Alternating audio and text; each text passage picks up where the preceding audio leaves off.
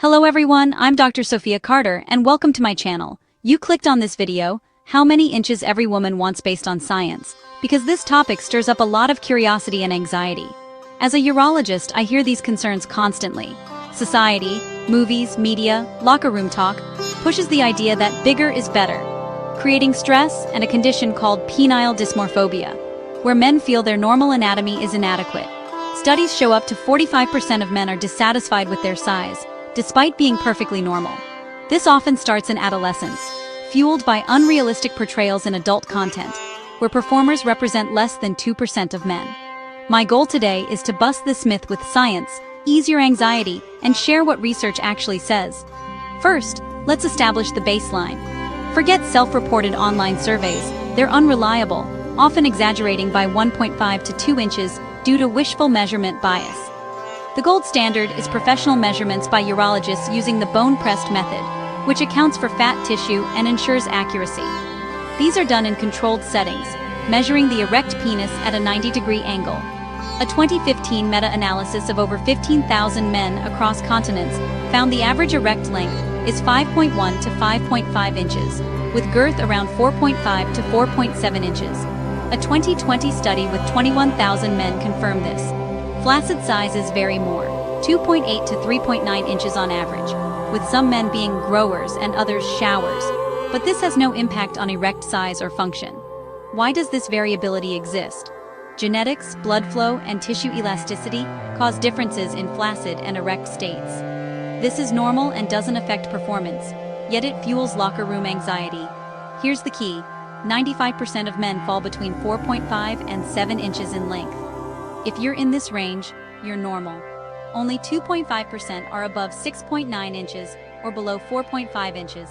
The average is far smaller than the 9 or 10-inch myths media promotes, so let that reassure you. Now, what do women prefer?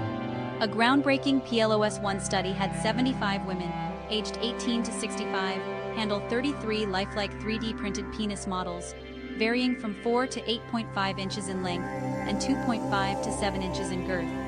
Unlike surveys or 2D images, these models mimicked real texture, making choices more accurate. For a one-time partner, women preferred 6.4 inches in length and 5 inches in girth, less than an inch above average. This slight increase may reflect a desire for novelty, tied to evolutionary psychology's sexy son hypothesis. For long-term partners, preferences drop to 6.3 inches in length and 4.8 inches in girth, closer to average. Why? Comfort and sustainability matter more in lasting relationships. Comfort is critical because the vaginal canal, when aroused, is 3 to 6 inches long. It can stretch, but excessive size can cause pain, hitting the cervix or causing micro-tears. This can lead to vaginismus or reduced sexual frequency.